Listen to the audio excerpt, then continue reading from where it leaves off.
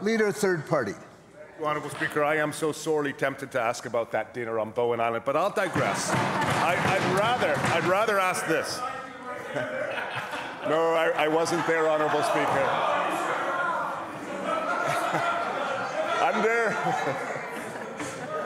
Thank you, Honourable Speaker. Members, if we could get to the question. Thank you, Honourable Speaker. Under previous governments, open net fish farms were approved within First Nation territories without adequate consultation or consent. Yet our present government claims it's committed to reconciliation. In Alert Bay, the Numgis Nation have lost their once prolific salmon runs. They desperately want fish farms removed from their waters. They've been occupying Marine Harvest fish farms since August. The Swanson fish farm is currently empty and its tenure is up for review this spring. Yesterday, Honourable Speaker, we received notice from the Numgis Nation that they believe Marine Harvest has made final preparations to restock the Swanson farm. The fish food has been delivered, they say, and the bird nests are now in place. They believe the restock could happen as early as today. My question through you, Honourable Speaker, to the Minister of Agriculture is this.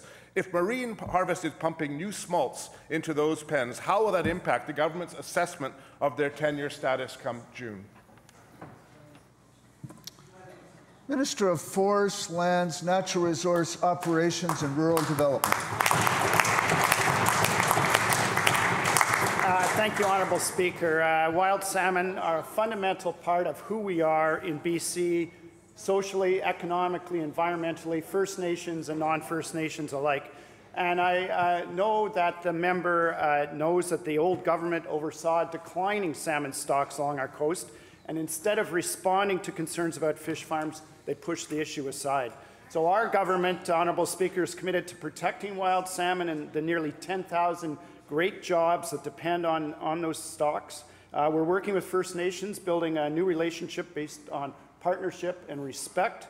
And we've started the path forward with First Nations, and the leader of the third party mentions the Namgis First Nations. On January 30th, we, 4 cabinet ministers, had an extensive meeting with the 5 First Nations who have the most interest in the fish farms in the Broughton Archipelago. And it was a good meeting with good dialogue. It was based on the UN Declaration on the Rights of Indigenous Peoples Principles. And we're planning a follow-up meeting based on a mutually agreed upon process in a government-to-government manner. Leader, third party on a supplemental. Well, thank you, Honourable Speaker. Now, I recognize that this is not answer period, but that was so far from the question I'd actually posed. I would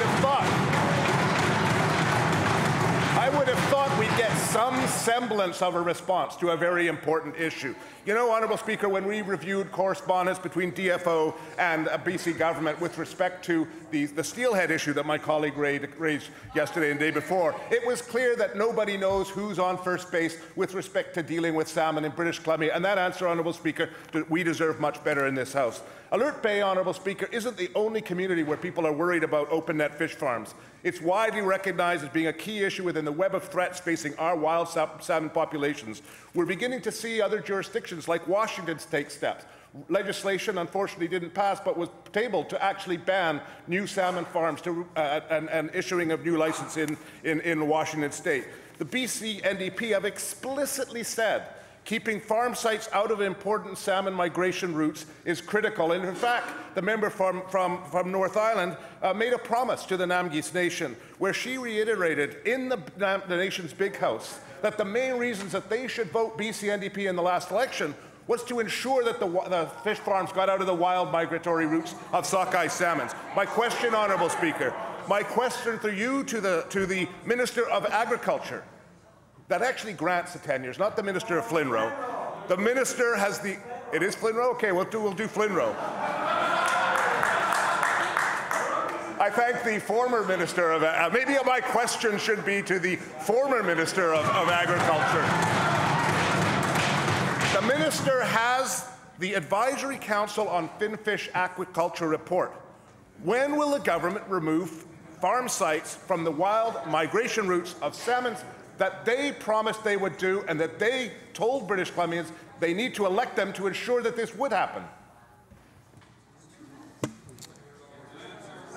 Minister of Forests, Lands, Natural Resource Operations and Rural Development. Thank you, Honourable Speaker, and I suppose thank you for that lengthy question. And I'll address the overall issue, and the overall issue is that we're proceeding with a shared decision-making process with the 5 First Nations, not just one First Nation, with the 5 First Nations who are concerned about fish farms in the Broughton Archipelago, and that shared decision-making process incorporates the principle of consent and a government-to-government approach.